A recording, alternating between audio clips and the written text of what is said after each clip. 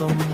தூரத்தில் இருந்தாலும் கலாசார பாசம், அங்கேயும் பொங்கல் கொண்டாடும் மக்கள், அன்புடன் சேர்ந்து மகிழும் உள்ளங்கள், வெளிநாட்டு மண்ணிலும் மண்பானை பொங்கும். தமிழ் மரபு என்றும் உயிரோடு தாங்கும். சாரி பாவாடை வேட்டி அணிந்து தமிழர் பெருமை உலகம் அறிந்து, அம்மா சமையல் சுவையும் சேர்ந்து, அப்பா சிரிப்பும் மனதில் தேங்கி, குழந்தைகள் எல்லாம் ஒன்றாய் வந்து தமிழ் விழாவை கொண்டாடி நின்று. புகழோ உலகம் முழுதும் தமிழின் சுவை இது என்று ஒதிரும். புதிய காலை பொங்கலாசாரம் என்றும் நிலைக்கும், அதுதான் சாரம்.